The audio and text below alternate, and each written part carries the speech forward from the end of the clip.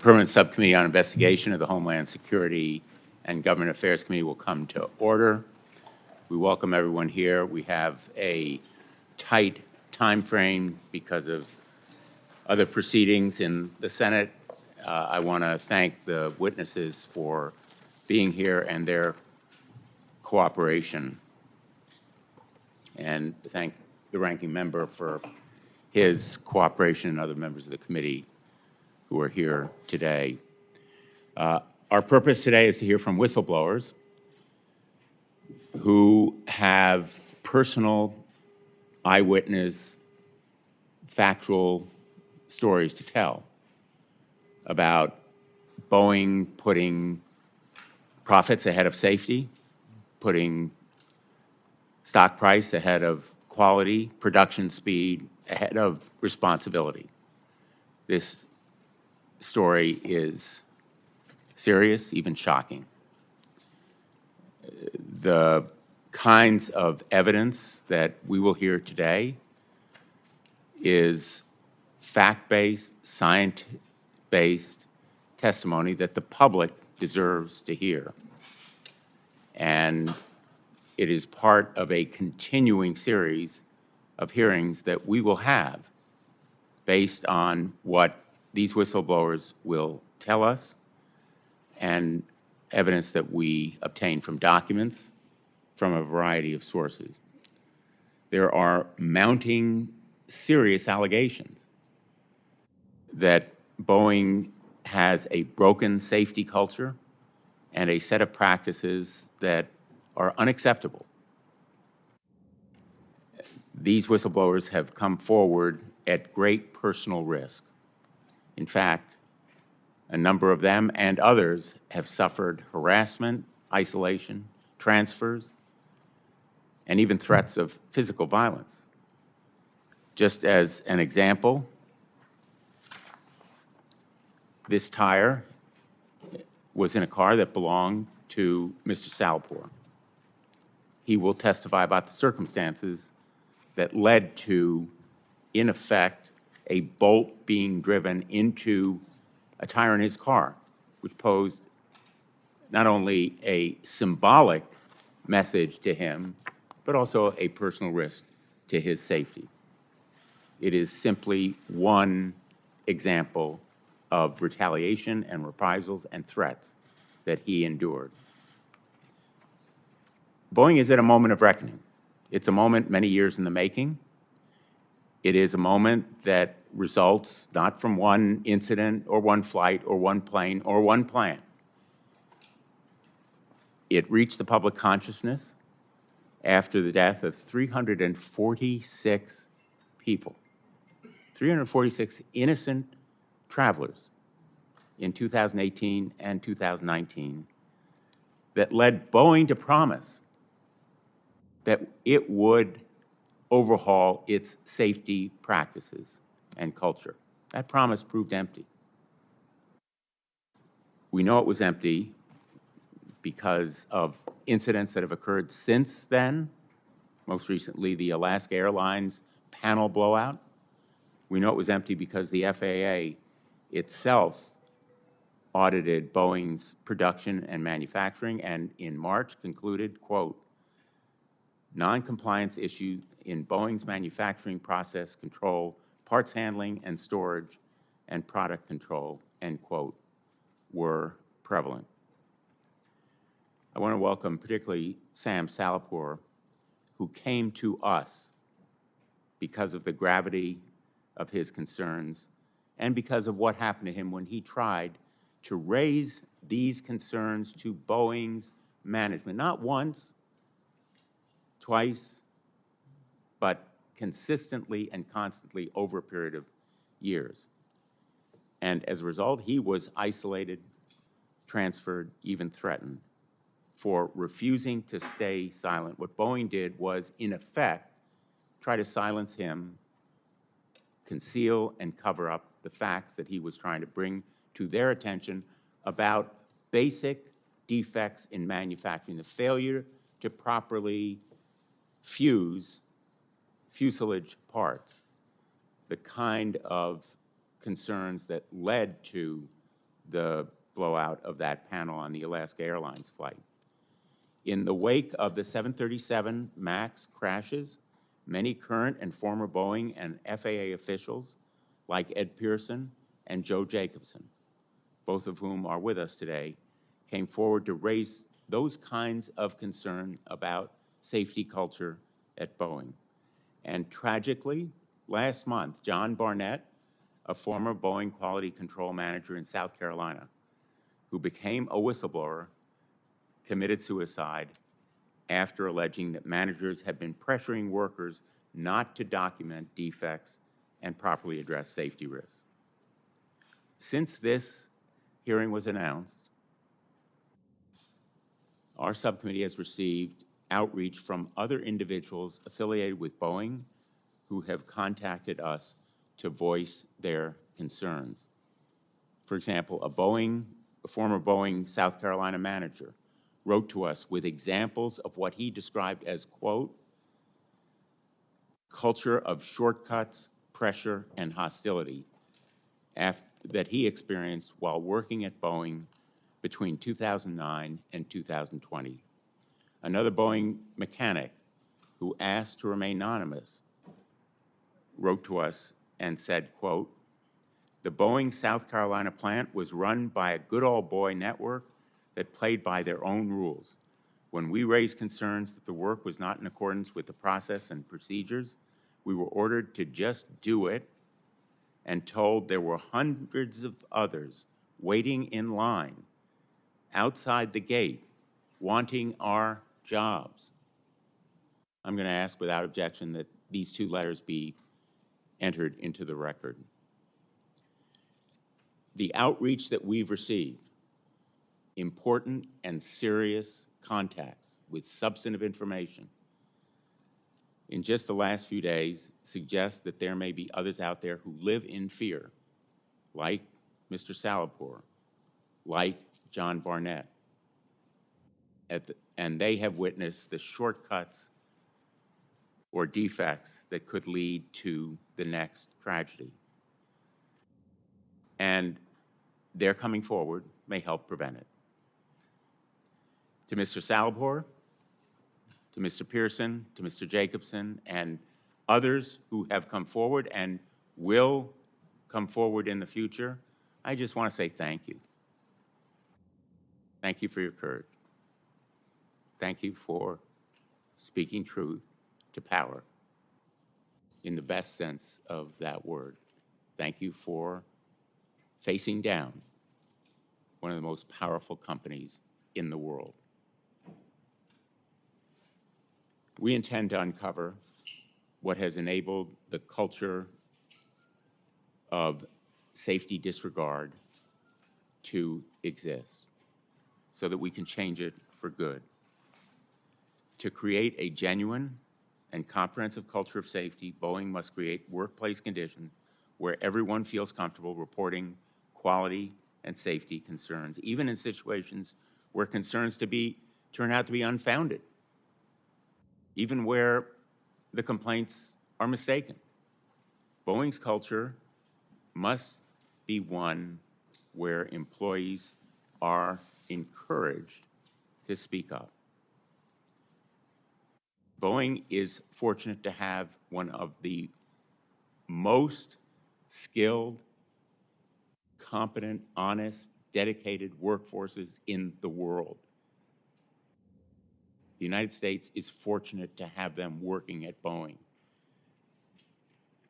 They deserve to be rewarded, not punished, for doing their job properly and speaking up when it's appropriate. Fortunately for Boeing and for passengers around the world, this moment of reckoning and the changes that must follow can still happen before any more lives are lost. Our committee has initiated a bipartisan inquiry. We expect both Boeing and the FAA to fully cooperate and appear before our committee. Today's hearing, as I mentioned earlier, is the first of several we intend to hold to get to the bottom of Boeing's broken safety culture. We expect Boeing's CEO to appear before us to tell the American people why the promises made 5 years ago by this company have not been fulfilled. I don't want anyone to mistake our objectives here. Our goal is not to drive Boeing to fail. In fact, just the opposite. We want and need Boeing to succeed. It is a company that once was preeminent in engineering and safety. We want to restore the luster of that reputation and its business, which have been so sadly battered.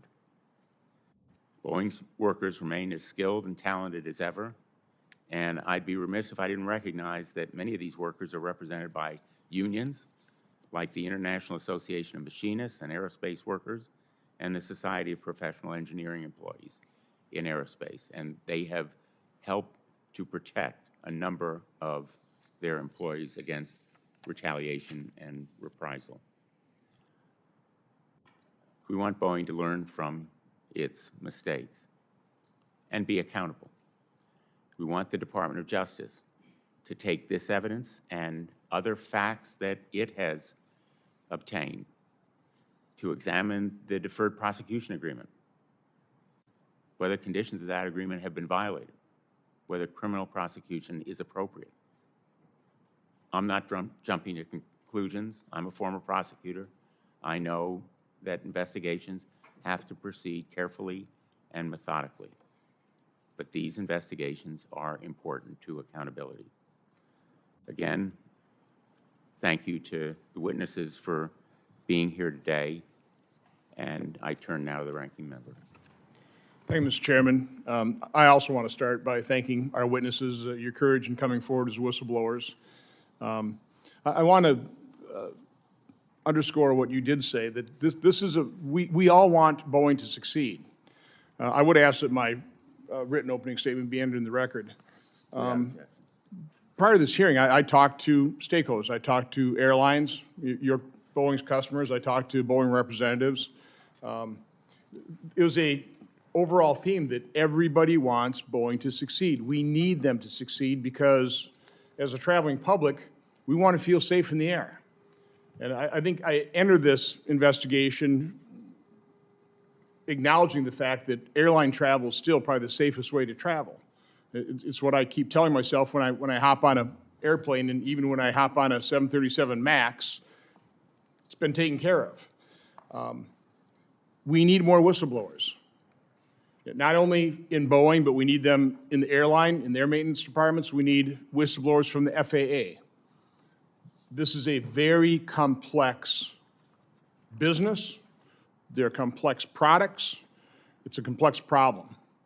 And so I appreciate this hearing. I'm a little concerned. What I don't want this committee to do is scare the you-know-what out of the American public. In the end, I want the public to be confident in getting on an airplane and experiencing air travel. But I have to admit, this testimony is more than troubling. And as I was reading the testimony last night, as I've read more things this morning, as a matter of fact, I'm going to enter an article that I was given to this morning, written on April 3rd in City Journal. The title is, "An Insider Explains What Has Gone Disastrously Wrong with Boeing."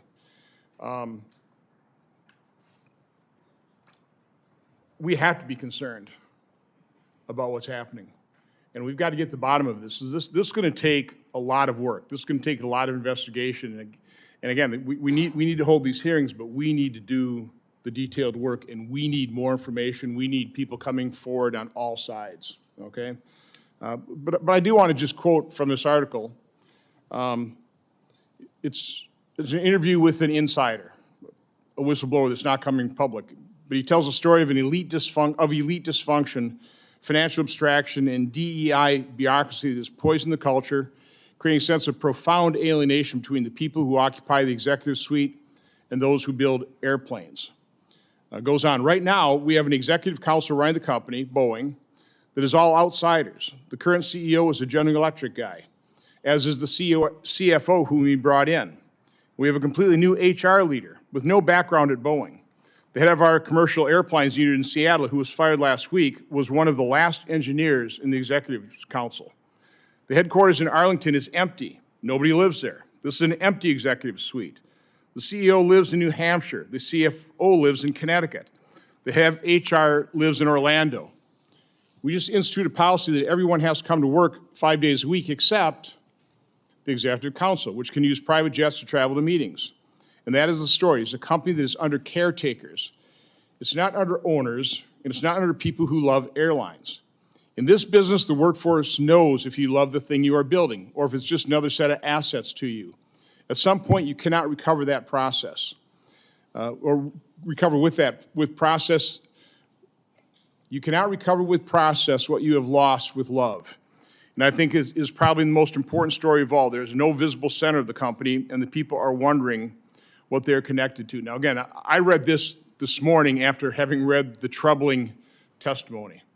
There's some real problems at Boeing that need to be fixed, and I'm not exactly sure how they're going to get fixed, but again, this investigation has to include not only Boeing, it's got to include how airlines maintain Boeing products, but it's also got to look at the FAA and government and where government has potentially dropped the ball as well. So again, this has to be a detailed investigation, and the end result has to be toward helping Boeing succeed by exposing the truth. So again, I appreciate the hearing, and I'm looking forward to the witnesses, and again, thank them for their participation.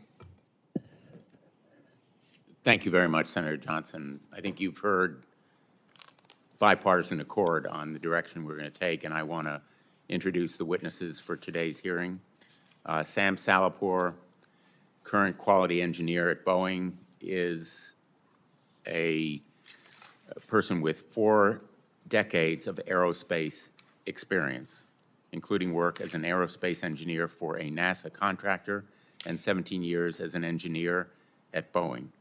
In his role at Boeing, he monitors production, analyzes defects, and develops strategies to prevent the kinds of incidents that we've seen from reoccurring. Mr. Salehpour has come forward to our subcommittee after documenting years of safety concerns while working on the 777 and the 787 aircraft. Ed Pierson, Executive Director of the Foundation for Aviation Safety and a former Boeing manager. Mr. Pierson is a former senior manager and the current Executive Director of the Foundation for Aviation Safety. He spent 10 years at Boeing and oversaw teams who manufactured Boeing's 737 MAX airplanes. Prior to joining Boeing, Mr. Pierson spent over 30 years in the United States Navy. I believe you're a graduate of the Naval Academy. Joe Jacobson. Mr. Jacobson is a safety and aerospace engineer who spent more than 25 years at the FAA. He retired in 2021. Prior to joining the FAA, he was an engineer at Boeing for 11 years. He now serves as a technical advisor to the Foundation for Aviation Safety. Dr. Sean Pruchnicki. He has a PhD. He's a professional practice assistant professor for integrated systems engineering at Ohio State University. He is also an aviation safety consultant. He has served as an aviation accident investigator, and he's a former commercial airline pilot. As is our custom, I will swear you in, and then we'll hear your individual testimony. If you would please rise. Do you swear that the testimony you're about to give is the truth, the whole truth, and nothing but the truth?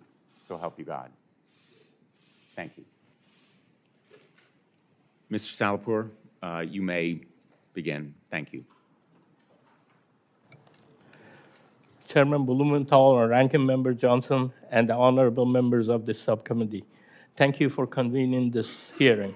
My name is Sam Salehpour, and I'm a quality engineer at the Boeing. I have over 40 years of experience as an engineer. I'm not here today because I want to be here. I'm here today because I felt that I must come forward because I do not want to see another 787. I do not want to see 787 or 777 crash. I have serious concerns about the safety of the 787 and 777 aircraft, and I'm willing to take on professional risk to talk about them. First, little bit about me. I came to the United States in 1973 and got a mechanical engineering degree from University of Missouri, where Senator Hawley is from. After that, I worked for companies that they were involved in the space shuttle. I had a friend, engineer, that worked on the space shuttle. He was always complaining about the quality of the O-rings that we had in the space shuttle Sauraraka boosters. He was scared that they might fail. He raised his concerns, and he was heard, and he wasn't heard. And 7 brave astronauts, including the teacher in space, died when the Challenger O-rings ultimately failed, just as he predicted. At the moment, I know that if I were ever in a similar situation, I would have to come up and speak up. I have analyzed Boeing's own data to conclude that the company is taking manufacturing shortcuts on the 787 program that may significantly reduce the airplane safety and the life cycle. Since 2013, there have been serious issues on the 787 program, not properly closing thousands of gaps in its assembly of the fuselage on major joints. Boeing's standard says that these gaps must be closed, usually by a small shim or filler called a shim when they exceed 5 thousandths of an inch. This seems very small. Boeing's PR team like to call it the width of a human hair when you are operating at 35,000 feet. Details are that the size of a human hair can be a matter of life and death. In a rush to address its bottlenecks in production, Boeing hit problems pushing pieces together with excessive force to make them appear that the gaps don't exist, even though they exist. The gap didn't actually go away, and this may result in premature fatigue failure. Effectively, they are putting out defective airplanes. I repeatedly produced reports for my supervisors and Boeing management demonstrating that the gaps in the 787 not being properly measured or shimmed in 2 major joints of the 787.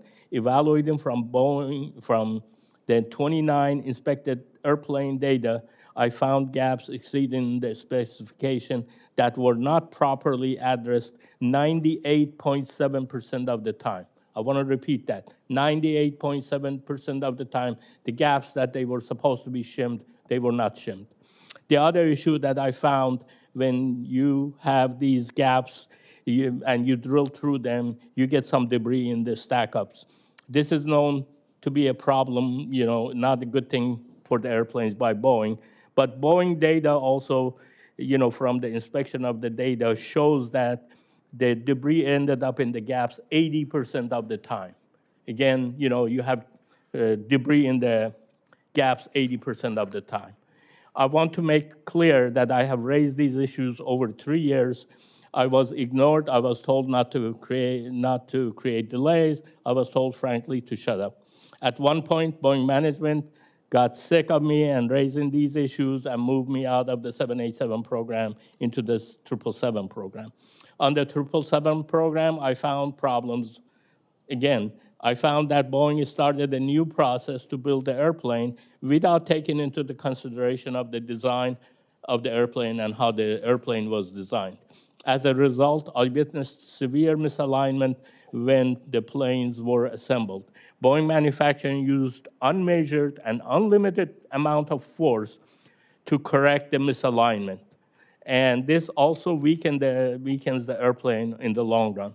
I literally saw people jumping on the pieces of the airplane to get them to align. I call it the Tarzan effect, among other improper methods. Again, I raised concerns internally. I was sidelined. I was told to shut up. I received physical threats. My boss said, I would have killed someone who said what you said in a meeting. And then This is not a safety culture when you get threatened by bringing issues of safety concerns. I hope that your work on this issue signals to Boeing that they must make real changes and get back to building their airplane safely. I'll be more than happy to answer your questions. Thank you very much, Mrs. Salehpour. Mr. Pierson. Chair Blumenthal, Ranking Member Johnson, distinguished members of the committee, good morning. Thank you for inviting me today. My name is Ed Pierson. My father was a Washington, D.C. homicide detective, and my mom was a nurse. I learned the importance of telling the truth from them, my teachers and coaches, and this was reinforced at the Naval Academy. The military, like all high-hazard jobs, demands that people tell the truth and admit their mistakes, because if you don't, people will die. Since the first Boeing MAX airplane crash, I've spent every day thinking about the victims, their families, and the millions of people that fly Boeing airplanes. I've done everything I can to continue telling the world the MAX airplane is still unsafe and to alert authorities to Boeing's dangerous manufacturing. I'm here today to share 4 key messages. First, the manufacturing conditions that led to the 2 737 MAX disasters also led to the Alaskan accident, blowout accident, and these conditions continue. In 2019, I testified as a Boeing whistleblower. I had previously warned the 737 general manager before the MAX crash to shut down the factory. I also warned Boeing's general counsels, the CEO, and the board of directors before the second crash to shut it down. They ignored my warnings. During my 2019 testimony, I described the chaotic manufacturing, the dysfunctional safety culture, and the horrible job government authorities were doing investigating the 2 crashes. The world is shocked to learn about Boeing's current production quality issues. I'm not surprised, because nothing changed after the 2 crashes. There was no accountability. Not a single person from Boeing went to jail. Hundreds of people died, and there's been no justice.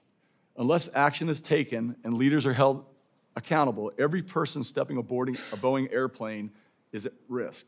Government authorities ignored Boeing's manufacturing problems until the Alaska accident. Passengers shouldn't have to rely on whistleblowers to provide the truth. They should be able to get on airplanes and not have to worry about what model it is, whether it was designed and manufactured to the highest of standards, whether the airline is operating and maintaining it properly, or whether government agencies are providing proper oversight. FAA, DOT, and NTSB leaders frequently state our aviation system is the gold standard. There's a reason commercial aviation has been historically safe, and that's because people worked extremely hard for decades to keep them safe. They told the truth. They admitted their mistakes, and they didn't downplay safety incidents. These agencies have become lazy, complacent, and reactive. The deterioration has been occurring over several years. My second point is the gold standard is now fool's gold, because the only thing that is more dangerous than a dangerous environment is the illusion of a safe environment. 2 brand new airplanes crashed after exhibiting production-related electrical and electronic defects within their first month of operation, and the NTSB did not investigate the factory. The evidence indicates the MAX crashes were triggered by manufacturing defects, not MCAS software. The NTSB is investigating the factory now. However, the reality is the NTSB is overly dependent on Boeing and the FAA to provide technical assistance in their accident investigations. They are not an independent investigative authority. There is an inherent conflict of interest. The Department of Transportation has been completely useless in helping the FAA do their jobs. They have continued to take a hands-off approach to this entire matter. My third point is, if the leaders of those government authorities, government agencies had done their jobs, investigators would have uncovered a mountain of important information. The FAA would have known Boeing's production processes were a mess and the safety culture was terrible. The FAA could have prevented an ever-increasing list of production quality defects. Instead, they're surprised each time it occurs, showing how ineffective and reactive their oversight has become. Just last month, the FAA reported on uncommanded rolls of MAX airplanes due to wiring that is being chafed. Boeing and the FAA have known about these manufacturing defects for more than 2 years and did not inform the public about this potentially catastrophic condition. There are also Canadian reports of new MAX airplanes with chafed wire bundles containing burn marks and evidence of electrical arcing. Boeing routinely states that their airplanes meet or exceed all safety standards. This is untrue, and misrepresents the safety of the airplanes. The company illegally removed thousands of quality control inspections on individual airplanes without the FAA's knowledge and without the knowledge of the airlines. Although many of these inspections have been reinstated, hundreds of airplanes have left Boeing factories without those thousands of inspections. My last point is the Department of Justice and FBI relied on the slanted results of the first MAX accident investigation to develop an illegal and unjust deferred prosecution agreement. The NTSB chair reiterated to Congress last week that Boeing has said there are no records documenting the removal of the Alaska Airlines door. I'm not going to sugarcoat this. This is a criminal cover-up. Records do, in fact, exist. I know this because I've personally passed them to the FBI. A 5-minute testimony is not nearly enough time to explain how insidious this story is. Boeing's corporate leaders continue to conceal the truth. They continue to mislead and deceive the public about the safety of the planes. That is the safety culture at the top of the Boeing company right now. The good news is the employees of Boeing and these agencies can overcome poor leadership. We need them to be successful. They're highly capable. They need to be supported and encouraged. And these problems are fixable, but it starts with telling the truth. Thank you. Thanks, Mr. Pierson. Mr. Jacobson. Thank you, Senators. My name is Joe Jacobson. I'm an aerospace engineer with almost 40 years of experience. I worked for Boeing from 1984 to 1995 on the 767 and 777 programs. From 1995 to 2021, I worked in aircraft certification at the FAA. I retired from the FAA in 2021 and have been volunteering as an independent aviation safety advocate since, mostly in support of the ET-302 families. On November 6, 2018, a week after the Lion Air 610 crash, I received an email from a colleague asking if we had done any issue papers on MCAS. This was the first day that I heard about MCAS. The next day, although not assigned to the crash investigation, I received an email from a colleague at the FAA which contained flight data recorder information from the Lion Air crash. It was immediately obvious to me that the 737 MAX had a serious design flaw. I saw that the horizontal stabilizer was repeatedly moving at a high rate because of a faulty angle of attack input. I guessed that a software error was responsible. A few days later, I was shocked to discover that the airplane was purposely designed and certified to use just one AOA input for this flight critical function. When the House report was released in September of 2020, I finally understood why I hadn't known about MCAS. Boeing meeting minutes from June 2013 recorded the reason, saying, if we emphasize MCAS as a new function, there may be a greater certification and training impact. Boeing intentionally hid the design from FAA engineers and airline pilots. Had we known, at least a half dozen experienced FAA engineers in the Seattle office would have immediately rejected the original MCAS design. Boeing concealment led to 2 crashes and 346 deaths. After working on the recertification of the MAX after the second crash, I sent a letter to the parents of Sammy Stumo shortly before my retirement in March of 2021. I saw their anger and grief and wanted them to know the true story and not the false narrative presented by Boeing and FAA.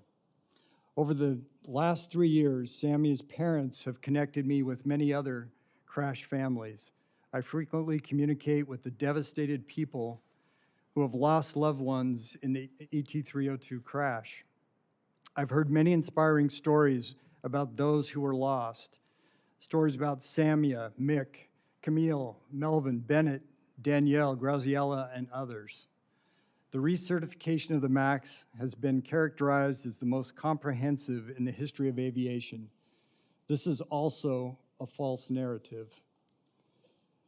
During the recertification of the MAX, FAA leadership supported Boeing's effort to narrow the scope to primarily focus on MCAS. MCAS was a mess for sure, but other critical items were off the re-examination table. The MAX crew alerting system doesn't meet current design requirements, and by my count, the old standard has contributed to 8 fatal crashes of Boeing aircraft and 885 deaths since 1996. Despite this dismal safety record, in July 2022, Boeing Chief Safety Officer Mike Delaney stated, "I personally have no belief that there's any value in changing the 737. CEO Dave Calhoun lobbied further and said, "This is a risk I'm willing to take. If I lose the fight, I lose the fight." Boeing lobbying efforts ultimately succeeded. The grandfathered design of this MAX leaves many vulnerabilities.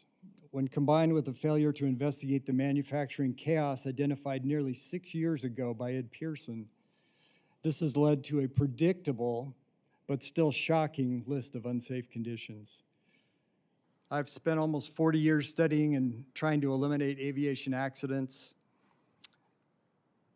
Ignoring problems, taking shortcuts, and deceiving the public just leads to more crashes. I'm testifying today out of my great love and respect for the crash family members that I know: Michael, Nadia, Nisha, Catherine, Ike, Chris, Javier, and others don't want this to happen to anyone else. I also have children and grandchildren. Let's work together to fix this now. Thank you. Thanks, Mr. Pierson. Mr. Pruchnicki, Professor. Chairman Bartholomew, Ranking Member Johnson, and members of the committee, good morning, and thank you for the opportunity to testify today. I'm an assistant professor in both integrated systems engineering and the Center for Aviation Studies at The Ohio State University. Prior to teaching at Ohio State, I was an airline pilot. During my time teaching at the university, I earned my PhD in cognitive systems engineering.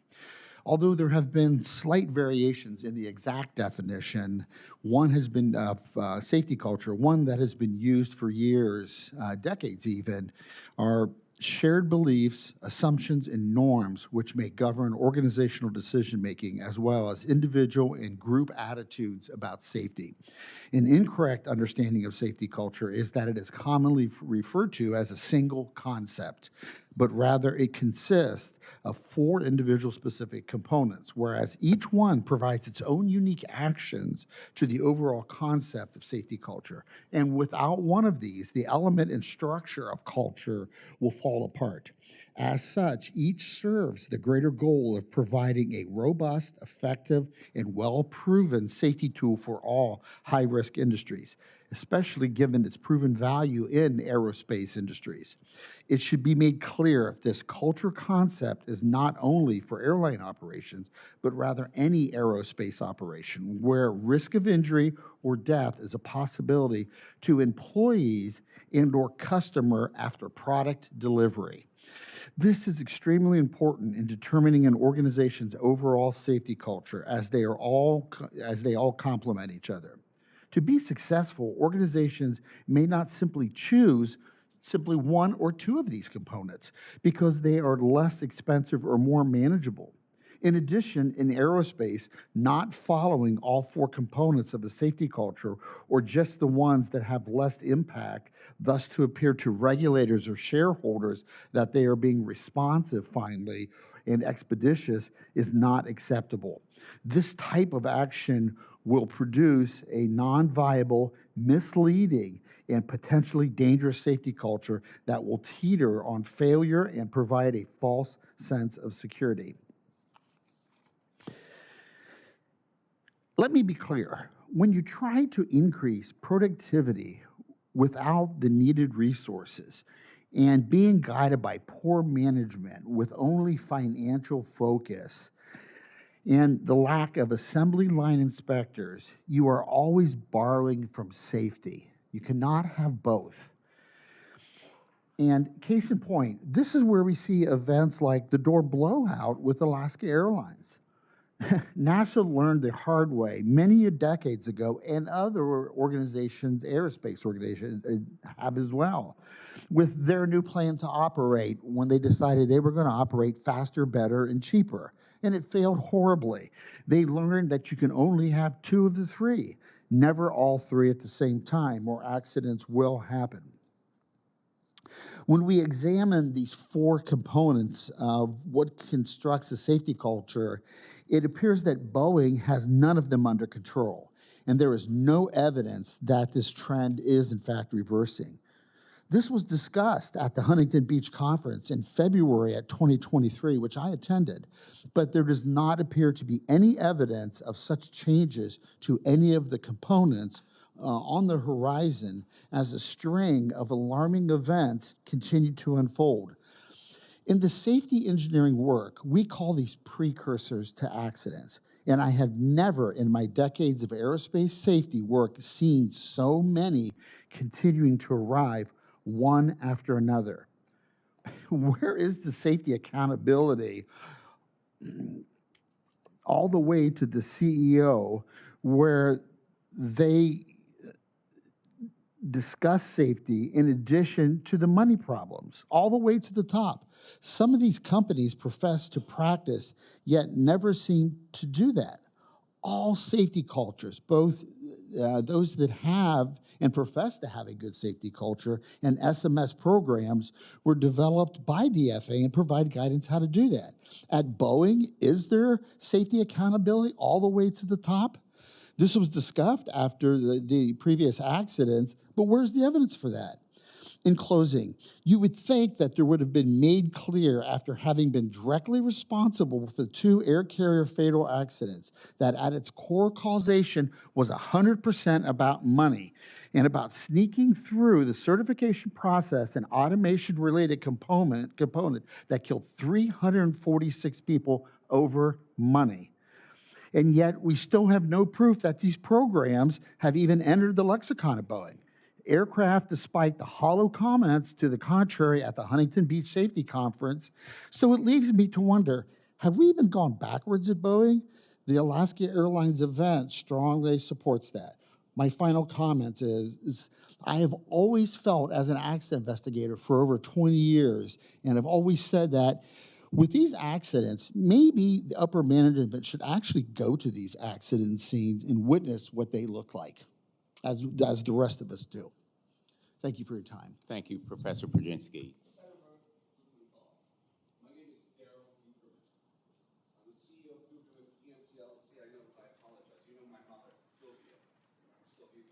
I would be happy to talk to you after this hearing is done. If you, I want to spare you being removed and just tell you that we will be happy to take those documents and meet with you privately. And we welcome your being here. We also welcome the presence of Chris and Clarisse Moore, whose daughter Danielle died in the Ethiopia Airlines crash. They remind us that the seemingly abstract, even antiseptic setting of this hearing belies the fact that there are real people who perished in those 2 crashes. There are real people at risk getting on airlines right now. No reason to panic, but a reason for deep concern. And we thank everyone who may have documents or information to bring to our attention. We thank you.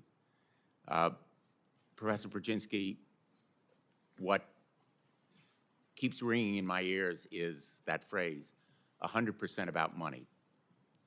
My understanding about what happened here is that Boeing sought to produce more airplanes more quickly without the necessary testing, inspections, and then sought to conceal and cover up what it knew was happening. Is that aligned with your view of the facts here? Absolutely. That in fact is part of it, because those things are expensive. And there's more to it. There's other things that go into that process. One of the biggest is the inspectors. Cutting back and getting rid of your inspector staff that looks at all the parts to make sure that these things are assembled correctly. We saw this with the accident, with the Alaska accident. One of the lessons here is that shortchanging safety with shortcuts is short-sighted. I want to ask Mr. Salehpour, for many of us who may not understand the technology or the mechanics here, my understanding of your testimony is that Boeing, in effect, fastened parts of the fuselage together using force rather than proper shimming, and thereby created a severe risk that use over time and fatigue of the parts and fasteners would create risks to safety. Is that roughly correct?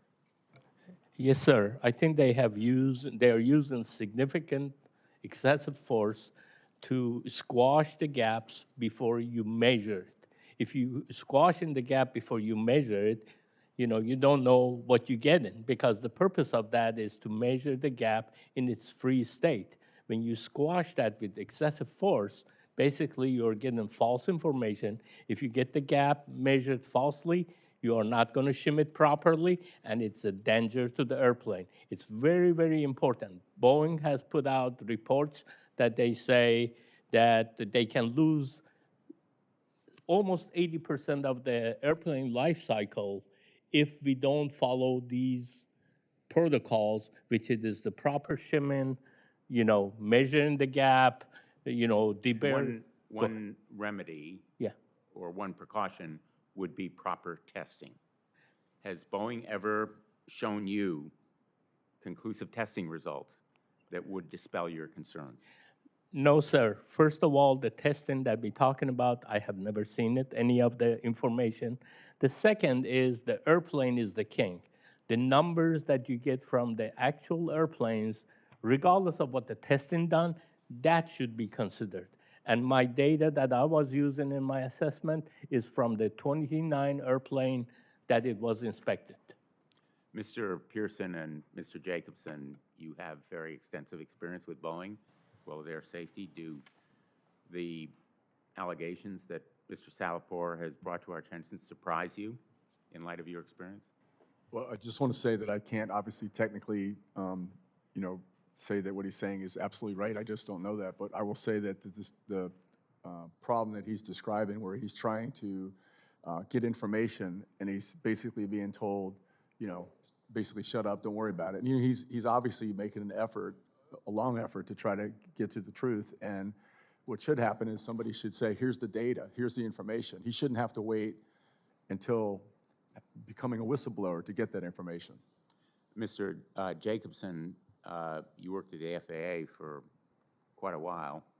Mr. Pierson and as well Mr. Salehpour have been critical, as many of us have been, of the FAA. In fact, Mr. Pierson has brought to the attention of federal authorities information about the potential failings of those investigative steps by federal agencies. Do you think just assigning more inspectors to Boeing from the FAA is a sufficient solution? Well, certainly having more inspectors is helpful in certain circumstances. I think in the Renton factory, having more inspectors, more of an on-site presence is very important. But the attitude needs to change. The attitude right now is Boeing dictates to the FAA, tells the FAA what they will do, what they will accept, and that needs to change. The FAA needs to be a regulator. They need to do their job, and that's the missing piece right now.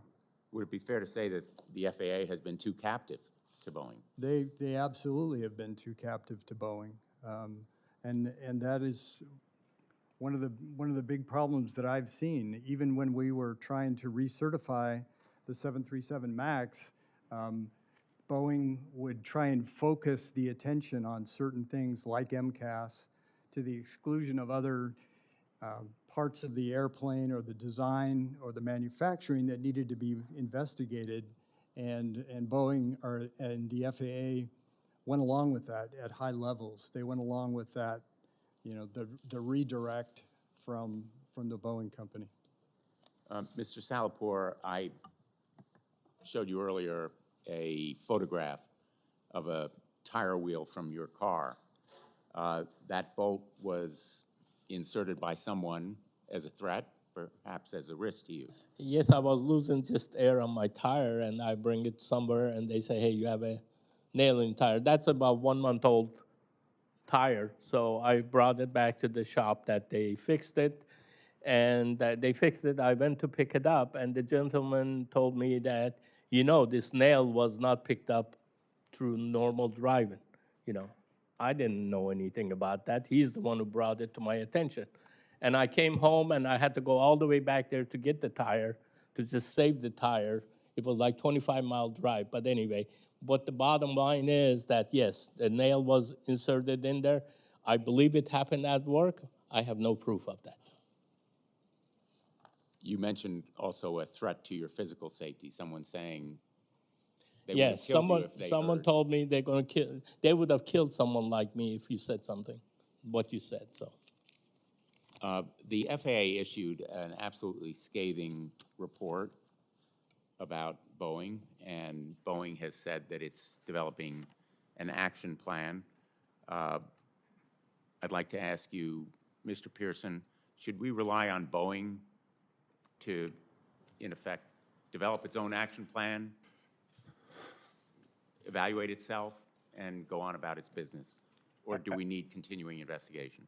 We absolutely need continuing investigation, and honestly, I'm so tired of hearing about plans. We need action, and you can plan all day long, but if you don't actually carry through with it, it doesn't matter. You'd like to see action. Yes, sir. I think that's one of the common themes here. We need action, not just more talk. I'm going to yield at this point. We're observing a 7-minute round, and we're going to try to stick to it. Senator Johnson. So let me point out, I think the 800-pound gorilla in the room is the tremendous pressure society-wide to keep these planes flying. I mean, if we were to literally ground stop 737s, what would happen to our economy? That's why we don't even like contemplating that reality. But I want to start focusing on the 737 because that's the one issue. You got the 787, then you have the subcontractors, from my standpoint, the three, and then the overall culture of Boeing. But there's a discrepancy between our two witnesses here. Mr. Pierson, you were saying that it was a manufacturing defect, and Mr. Jacobson, you're focusing on the MCAS, which is what the public was all told. It was that control system. And with only a single indicator that if that went defective, so again, that was the story told. What is the truth? I mean, we'll start with you, Mr. Jacobson. Well, the truth is it's more than one thing, right? It's the entire system. You have to look at manufacturing. You have to look at also at the design. Since the MAX has gone back into service, this is the list of manufacturing. These are unsafe conditions that are identified by the FAA in the manufacturing area. Engine anti-ice, exhaust duct fasteners, compromised seal and adhesion within the center fuel tank, loose bolts in the rudder assembly, stuck rudder pedals, misinstalled electrical wire bundles in the wing spoilers, and then, of course, the door blowout was also a manufacturing defect. So we have a long list of unsafe conditions from manufacturing defects. We also have a long list, equally long list of design defects.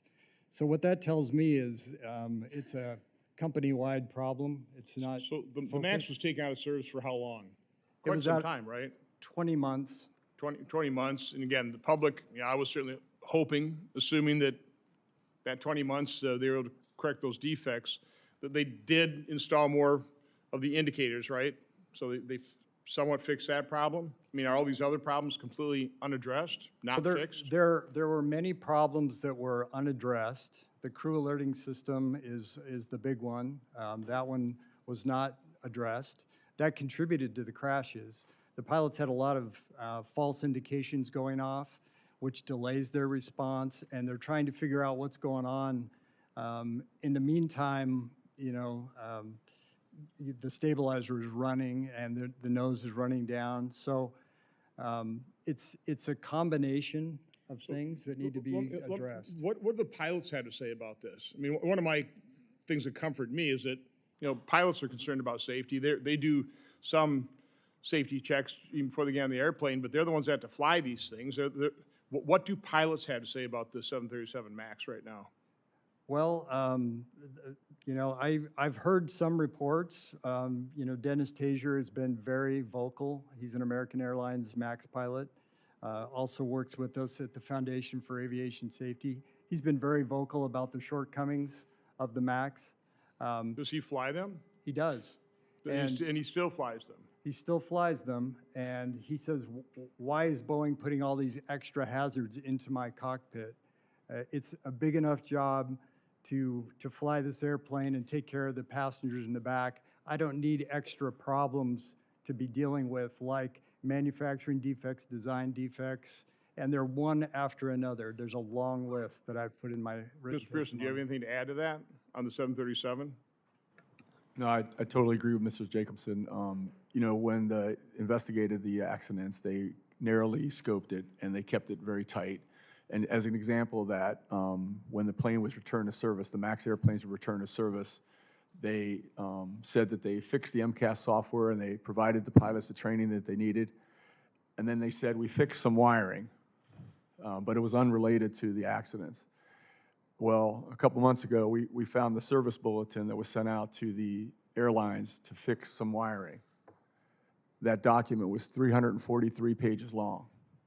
It identified at least 12 areas on the airplane that had improper electrical installation. And I will tell you that when those planes were being built, we were having repeat problems getting our functional testing done correctly. And this is something that we continued to push and push and push the planes out the door, and we were having difficulty getting our aircraft systems testing. What people don't know, and I'll just give you a couple of examples very quickly, is in the Lion airplane, that sensor, that angle of attack sensor, was removed the day before, replaced with the refurbished sensor. On the next flight, the plane almost crashed. On the next flight, it did crash. When that plane hit the ocean, it went right into the seawall. They never recovered that sensor that was just installed, but they had the original Boeing installed sensor, and they tested that sensor, and it had an open circuit in it. It had evidence of arcing and burn marks. And so that is an example. And then this, I'm just pointing that out, that this is... That's getting a level of detail right now. I don't have... Okay. Fine, appreciate that. Again, I'll keep... This shows you, Mr. Chairman, what we need to get the airlines in here, whether they want to or not. They have to come in here and talk about what they're doing in response to these technical bulletins. We need to get pilots in here. We need to talk to pilots, because from my standpoint, they're almost the last line of defense in terms of safety from the flying public, because they're on that. I would never get on a plane that's autonomous, never. Senator, I echo what you're saying, but I think we also need to broaden that aperture. We need to talk to the mechanics and the technicians and all those individuals. No, again, Yes, as sir. you said in your testimony, 5 minutes testimony doesn't even begin to scratch the surface. Hour and a half hearing doesn't even begin to scratch the surface. That's what I said. This needs to be an in-depth investigation. There's a lot of elements to this thing. In preparing for this, I did listen to one NBC News report, and this is on the 787, on this gap, and they were reporting that Boeing had apparently stress tested a plane, 165,000 takeoffs and landings, which is 3 times normal life. They inspected 689 of the 1,100 planes that are in service, 0 evidence of fatigue. So how am I supposed to interpret that? Well, I think Boeing tries to put a lot of misinformation out there. The problem is that 165,000 was on the original airplane. It did not see the excessive forces that we're talking about. If you haven't done the excessive force on those planes, they just thrown that out there to muddy up the water so that information is so clogged up that they are not. You know, they saying they done 40,000 tests or whatever. You know, did they put the information out there? Under what circumstances, what airplanes, what was the situation? None of that is shared.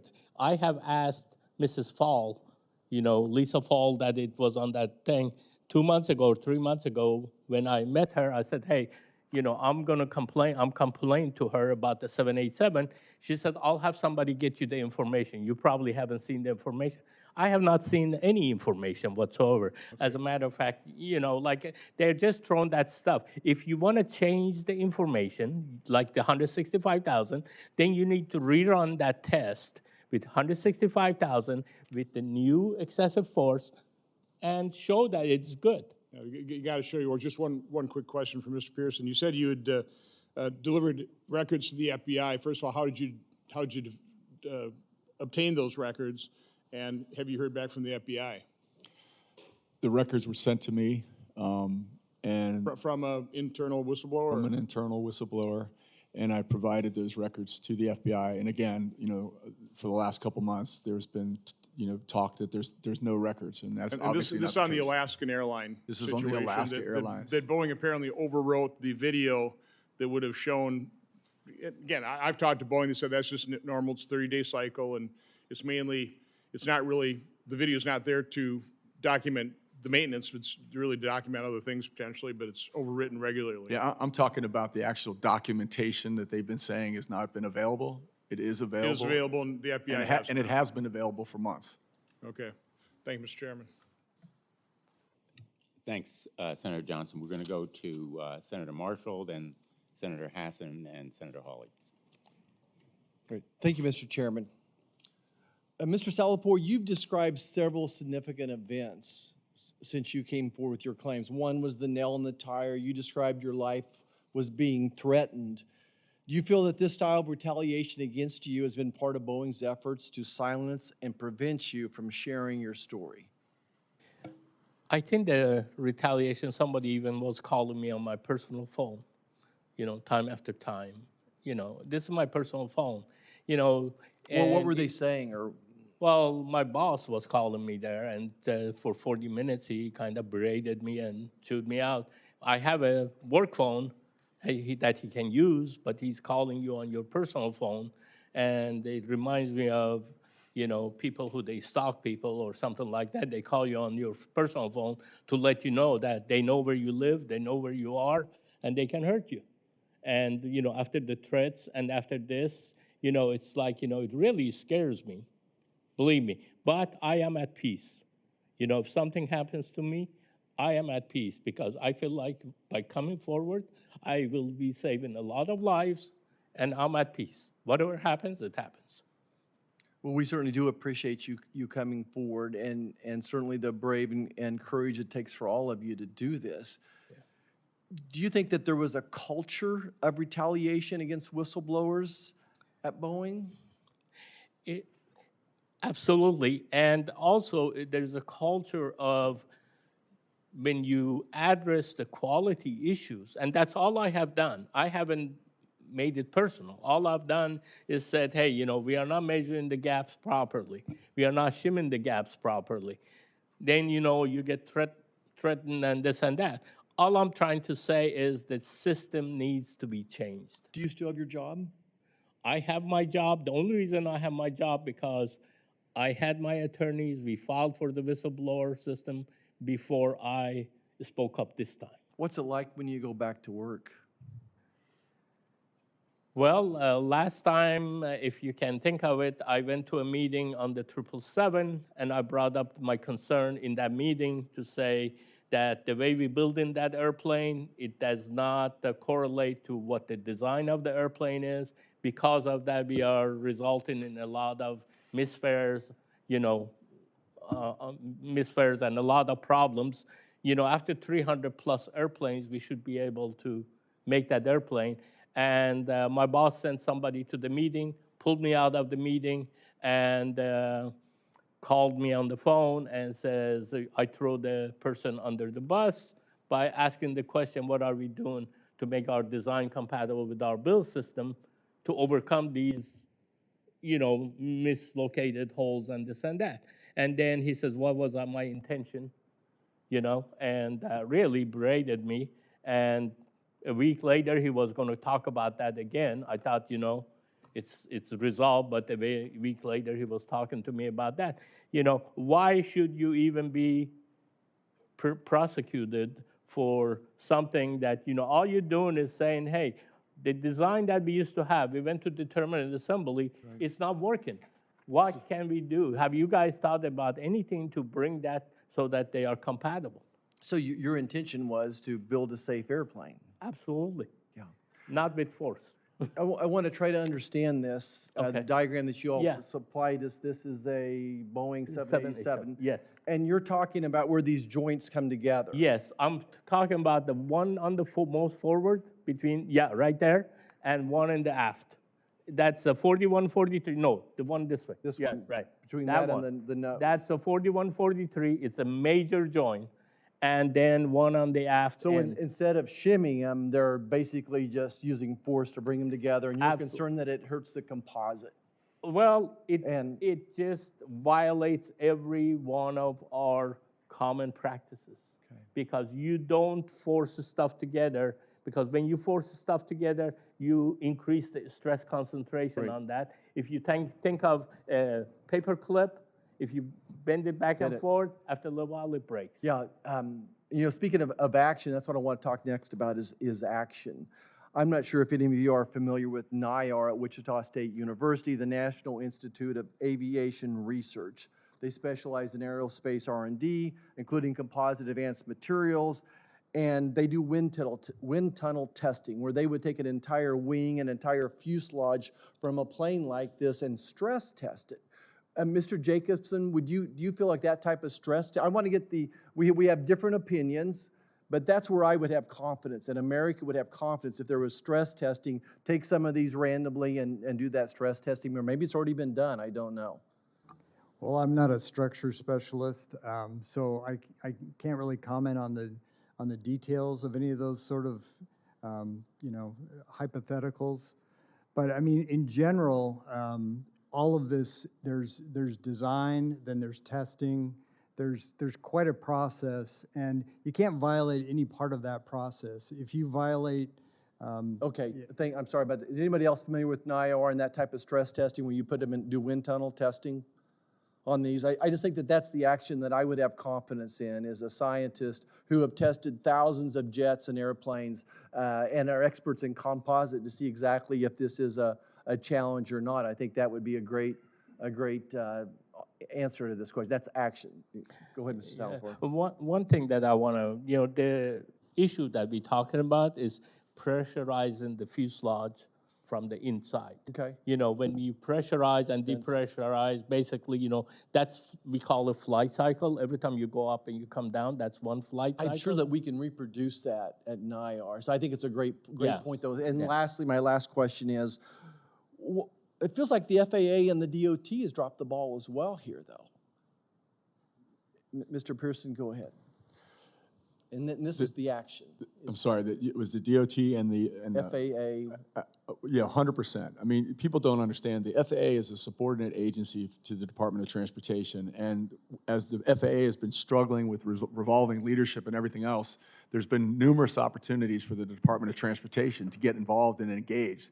And what we've seen from them is nothing. They just kind of are on the sidelines. So to me, the action would be to ask the staff to sit down with the FAA and the DOT and the people and some type of report. We can't bring them in here for another 6-hour hearing, but I would love to see a little bit more report on how they would defend themselves. Thank you, Mr. Chairman. Senator, if I could just add, I'm sorry, I didn't mean to interrupt, but we met with the head of the FAA and the Deputy of Secretary of Transportation in March 8th.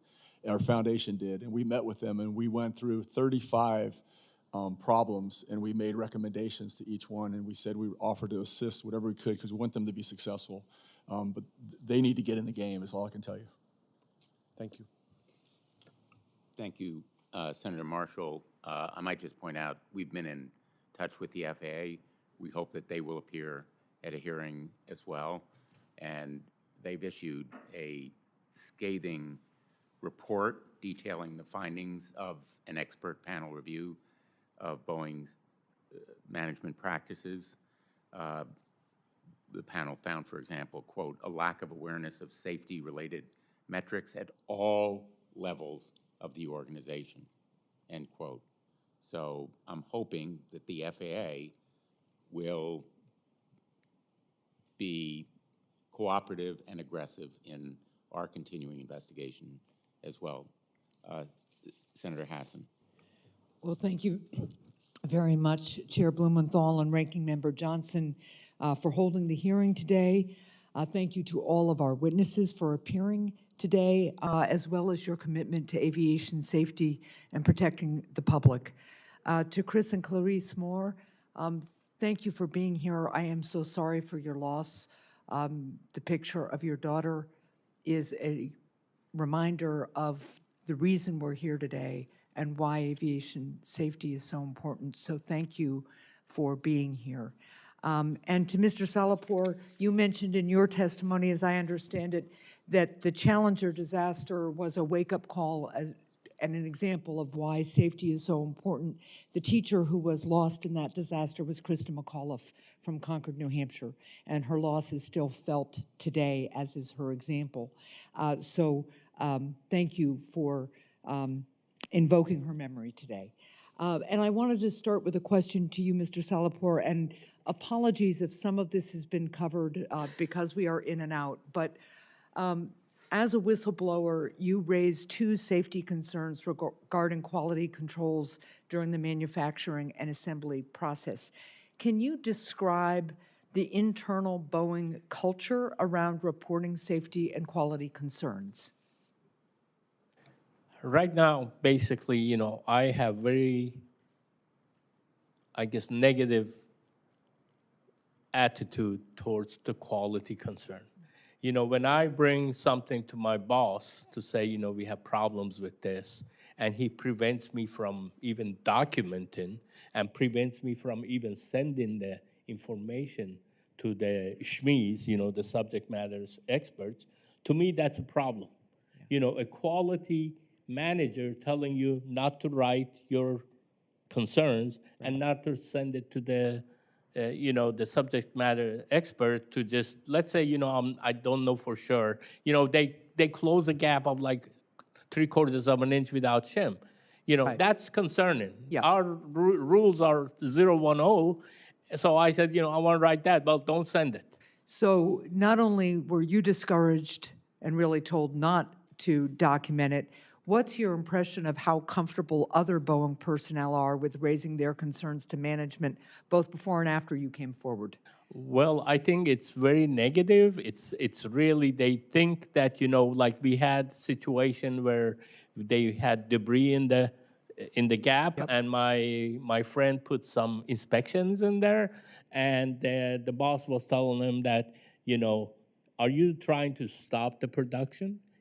Those are significant problems that, if you don't inspect, you have to inspect to get a good quality airplanes out. Right. And what I'm trying to say is the attitude at Boeing from the highest level is just to push the defective parts regardless of what it is, unfortunately. So what you're really saying is from the top down, people are discouraged from coming forward, and so people are quite reluctant to come forward in this culture. Absolutely. And the fact that I asked for the data from, I complained to Mrs. Fall, and she said she'll have somebody send me the information on 787.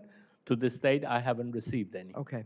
So another question for you, sir. In 2020, Congress reformed safety and certification requirements for aircraft manufacturers following the 737 MAX disasters. What was your experience with how those reforms were implemented and whether Boeing appropriately followed them? My personal opinion, from what I've seen from bottom up, it's been nothing. Okay. And Mr. Jacobson, as a former FAA official, do you have any thoughts about how effective that agency was in implementing and overseeing those reforms?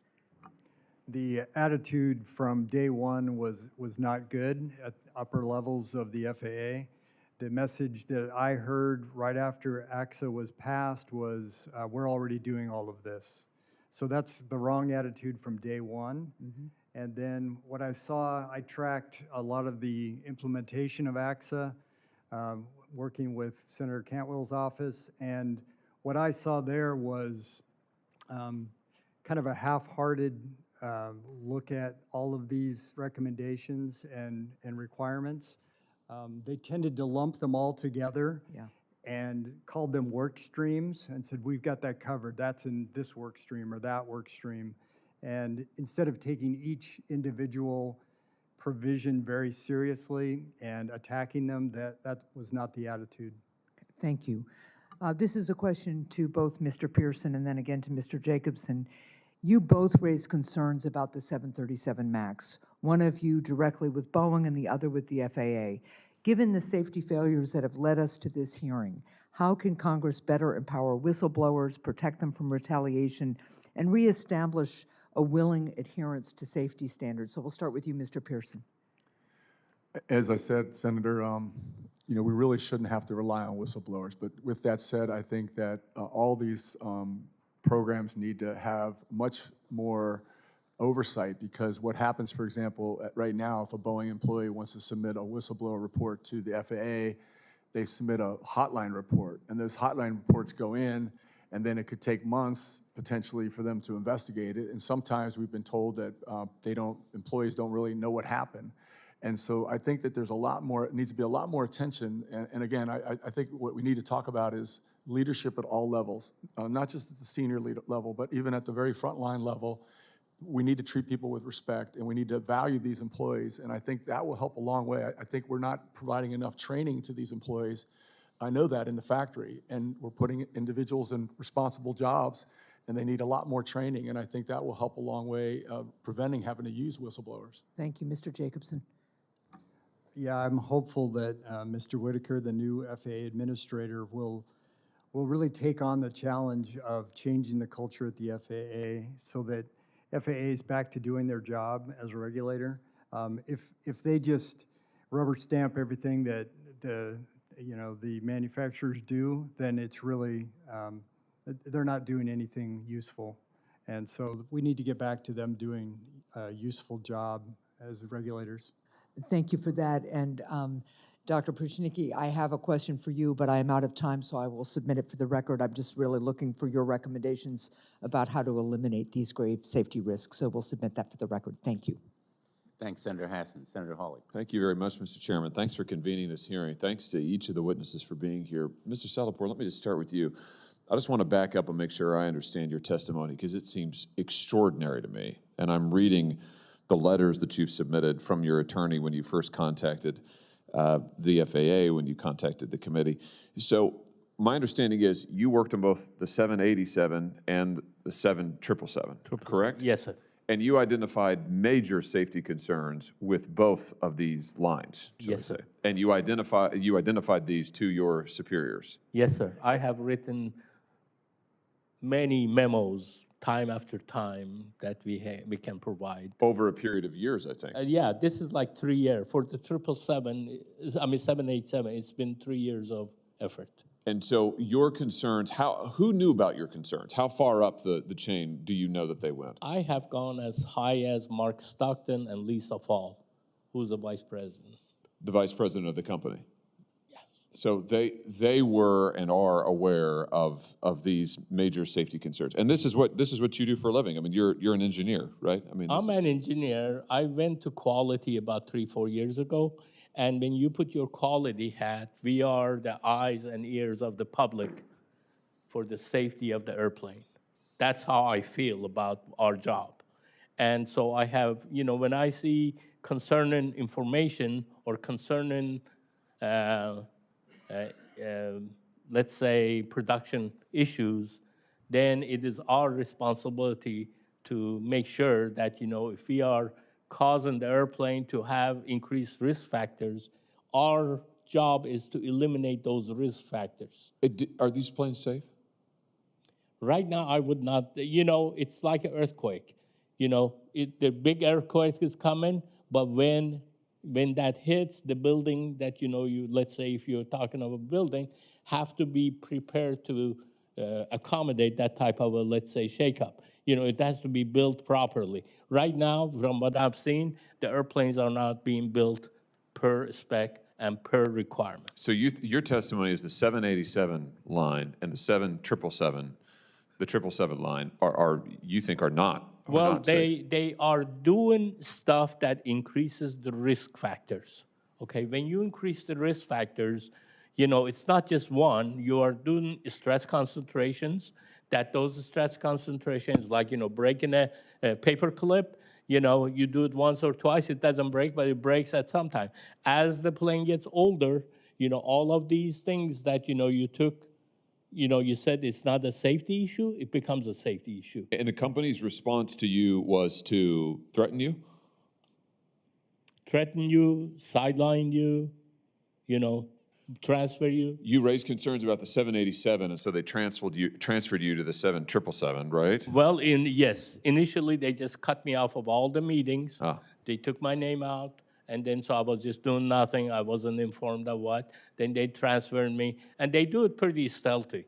Oh, we have a job over here. We want you to go over there. So they move you down there, and I come from like 40 years of engineering background. So when I see, and I've taken a lot of stress classes, even though I'm not a specialist on that, but when there's a problematic area that you see, you can recognize. So I just want to make sure I got the sequence right. So you raise these concerns, you get on the 787, you get transferred over to the 777, you raise the concerns there. They ignore it in both. They haven't addressed any of these concerns. Is that your testimony? Yes, sir. And at some point, they start to threaten you. You're talking about your boss calling you on your personal phone and berating you. And when did that start? Well, that started right after when I said, we have made over 300 plus airplanes. We still don't know how to put the load and sell. What I mean by that, if you build in an airplane, build in a house, it's like, putting the foundation. We have made over 300 airplanes. We still changing our process, like build the foundation to put the airplanes. We are struggling with that because they have changed the process, from stable to unstable situation. They're not building the same datums that we were building. So you're causing your own problem, but you don't want to admit it. Just force fit the problem, force fit the misaligned holes and everything else and move on. And that's what they have been doing. And that's what I have brought up to their attention. I told my boss that I said in the report, I said, we have made 300 plus airplanes. That should have been more than adequate for us to resolve these things. All the problems that we've had, we put Band-Aid over Band-Aid to resolve the problems, and Band-Aid over Band-Aid doesn't cover it. Maybe we need to consider some engineering fundamentals with a little bit of GD&T to figure out what the problem is. And right after that, he came back to my desk, and he like I said, he made the threat, and then after that, he says, are you in or are you out?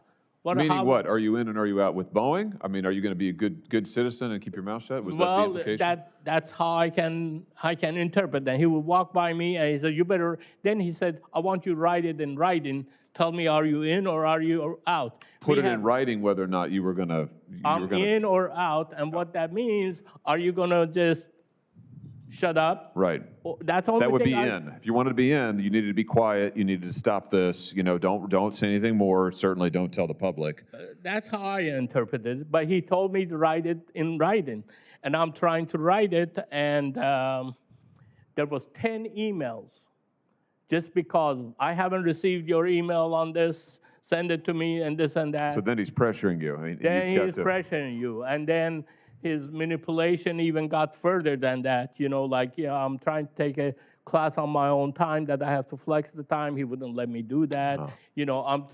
I have a doctor's appointment. He cancels my doctor appointment at the same day. Different manipulating different things to retaliate, to make your life miserable.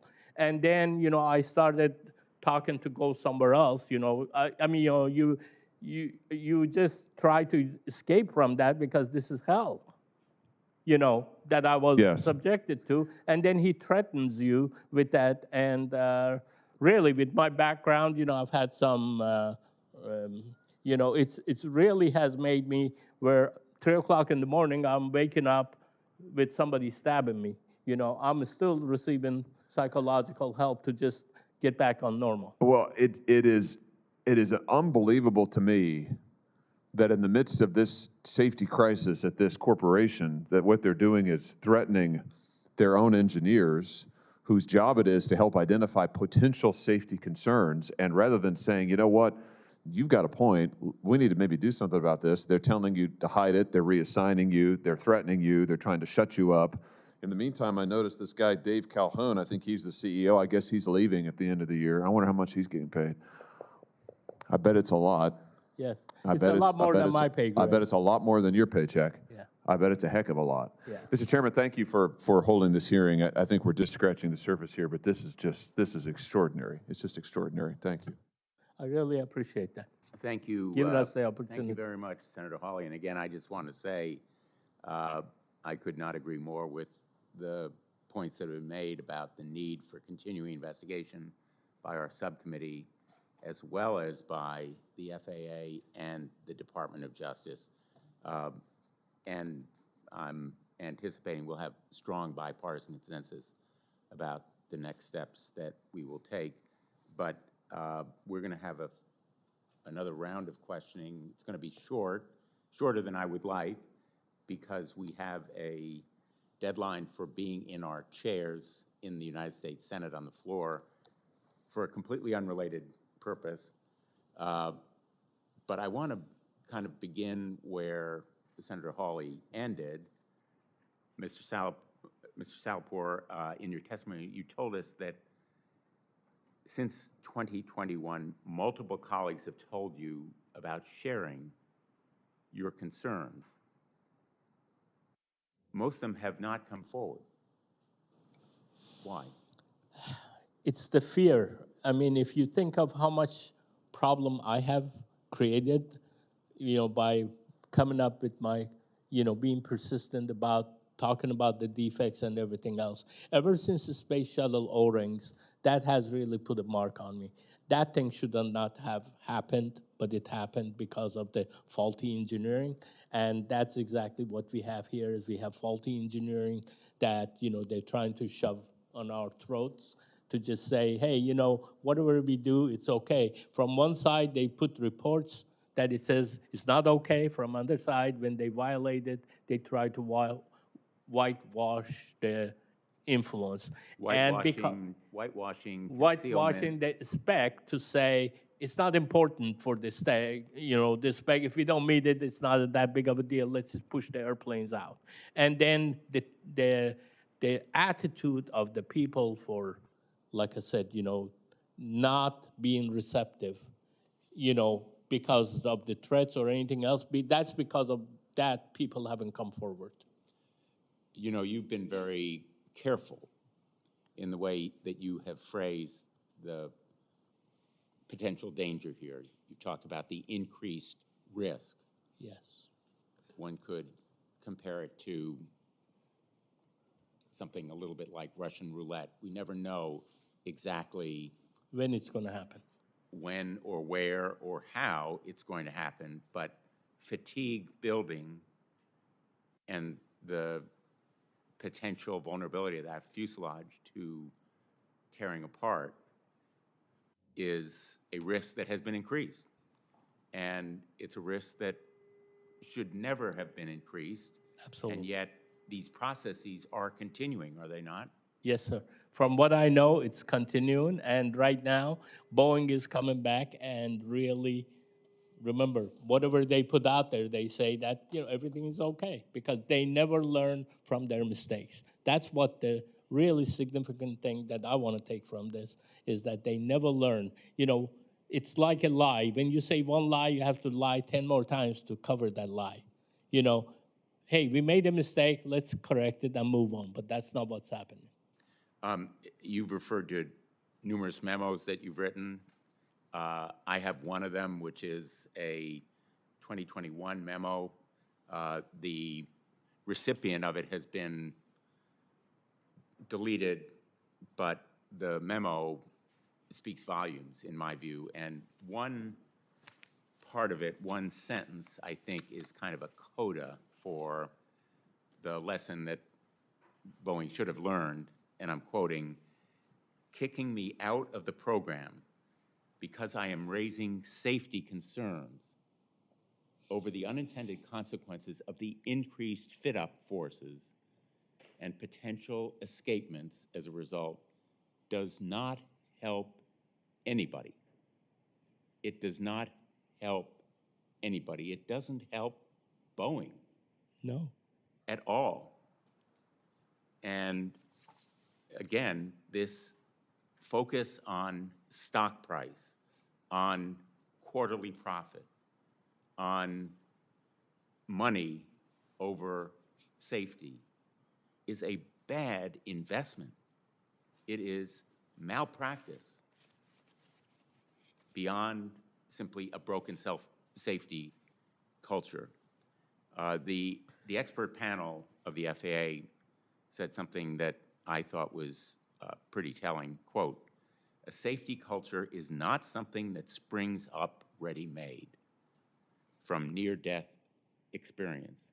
Rather, it emerges gradually from the persistent and successful application of practical and down-to-earth measures, like giving you a bonus for your courage and your insights, rather than, in effect, threatening and penalizing you." Yes. Dr. Pruchnicki, am I correct in that kind of observation about safety culture, that it has to be the result of persistent, step-by-step, down-to-earth actions by management that is really committed to safety, not just in word, but in deed, and it has to put its money where its mouth is? No, you're exactly right. And this is part of the 4 parts of a safety culture, that you do have these reward systems in place, and you are proud when people come forward like this, and you embrace that and you celebrate that. And there's many different ways you can do that. Various companies can do this. But if I may take this time to just add one thing very quickly, is one part of a healthy safety culture is that the accountability goes all the way to the top of the company, all the way to the CEO. And when I go to help companies with their safety culture problems, I talk to CEOs. And one of the questions I ask them is, how much time do you spend weekly with your safety department? Because different companies might spend time with their marketing people, their finance people, and all their money people. And what I find across the board is they don't spend time with their safety people, yet they say they're accountable and they sign documents they're accountable. And most of the time they'll tell me, well, this person meets with them or whomever. That is not accountability to the top. And I tell them that, well, if you have time to meet with marketing and your finance people, then you should have time to meet with your safety people weekly. And if I had time to talk to Boeing, I'd be fascinated to know how many times per week their CEO people actually talk to their safety people. That shows accountability. It would be an interesting answer to that question. So deans of business schools across the country and CEOs of corporations, big and small, are you listening? Will you take a lesson from Boeing's experience? Yeah, because if they're not doing this, they're wrong, flat out. And we've seen this time and time again with accidents. And I go all over the world and I help companies straighten this out. It's flat out. I'm going to yield to Senator Johnson. So let me just underscore, from my own manufacturing background, I think the key to a safety system, quality system, is accountability. In my little plastics manufacturing plant, every roll of plastic that went out had the operator's name on the name tag, on the roll tag. If that was rejected, we knew exactly who produced that, who approved it. And so accountability is crucial, which takes me back to the 737 MAX and the deferred prosecution agreement. First of all, I want some clarity. Was it or was it not the MCAS system that caused that crash? The MCAS system, Senator, was obviously played a significant role. So did the lack of pilot training. But as Mr. Jacobson has said, there was other factors, and our analysis, my analysis, shows that those airplanes also had manufacturing defects that triggered the MCAS software. Mr. Jacobson? Yeah. So what were those other defects? I mean, was it the sensor? I mean, only having one sensor was part of that system, though. But Well, the sensor, as Mr. Pierson has talked about, the sensor showed problems. The original sensor on the Lion Air airplane showed a lot of manufacturing defects when it was examined. What I found curious was after the Ethiopian crash, they said the sensor was taken off by a bird.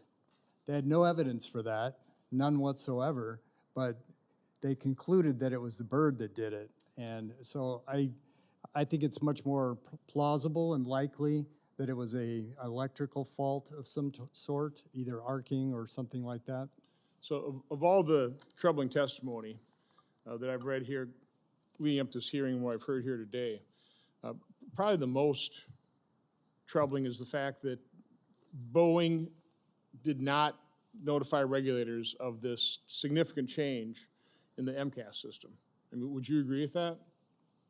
I would. I think both crashes would not have happened if they've been fully transparent and forthcoming with the design of So we the come airplane. back, we come back to accountability.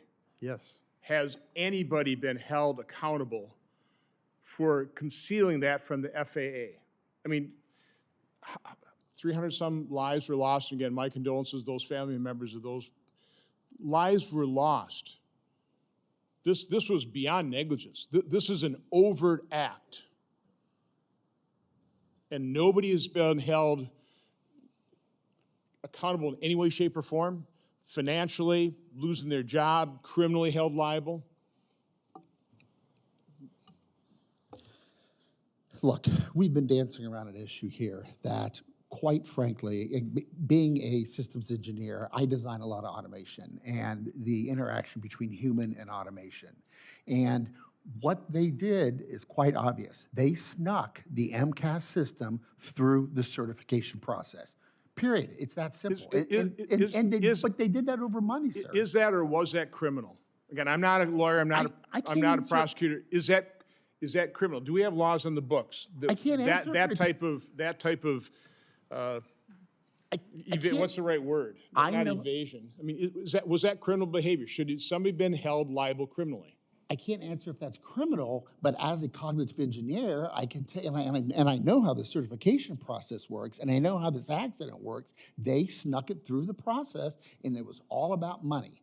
It was all about getting those airplanes to Southwest, and it was all about money, and that's why those people died. Has the deferred prosecution agreement been made public, or is that sealed? I'm not aware if it's been made or not. It has been made public, Senator, and it's an absolute, probably the most embarrassing thing in my career I've seen is how those families were treated. And that deferred prosecution agreement should never have happened. It was absolutely criminal that they did that. It was just heart-wrenching. So who's in charge of that deferred prosecution? Who agreed to that? That's the Department of Justice that Let me agreed to just that. intervene, since I am a former United States attorney and a federal prosecutor. The Department of Justice deferred prosecution agreement is public. In fact, I was very critical of it at the time it was reached. And I've urged since then that the Department of Justice investigate whether in fact it has been violated. And I think the ranking member raises a very pertinent and important question. Mr. Pierson has raised it as well. He's presented evidence that the Department of Justice should consider through the FBI. We have brought to the Department of Justice's attention evidence that should be considered. They're going to have to make a judgment. We can't because we're not prosecutors. But accountability And that is the reason I'm going down this line of questioning is accountability all along the process. You know, within the company, within their quality system, their top management, but then the FAA, and then Department of Justice, when they see the evidence, not doing anything about it. And again, I'll go back to the reality of the fact that we all want Boeing to succeed, that we don't want to think that there are conditions in these planes that should really force regulators to ground these planes, what that would do to our economy, what that would do to people's lives. I mean, that's just a reality. It's an awful reality, but that's what we're all facing. I think that's what's driving the lack of accountability. People don't want to be held accountable because people don't want to take the actions that might be required here. I think Senator, that's just an awful reality. I just want to emphasize again that the airlines play a huge role in this, right? They obviously want airplanes. They need airplanes to do their, what they want to do, but they have a very much a responsibility to make sure those planes are safe. I'll just give you an example. We did an analysis, and in Alaska Airplanes, we did it. We produced this. We published this thing in September 2023. They had 53 brand new MAX airplanes. We found over 1,200 aircraft system malfunction reports that they had submitted to the FAA, 1,200 on 53 brand new planes within 2 years old. And I'm not talking tray tables or headrests. I'm talking the systems that Mr. Jacobson's been talking about. So we need to make sure that those things are investigated and resolved, and they're supposed to be. Which is why I've reached out to the airlines. I've talked to a couple CEOs. We need to talk to their pilots. We need to get their mechanics. We need all these people talking together.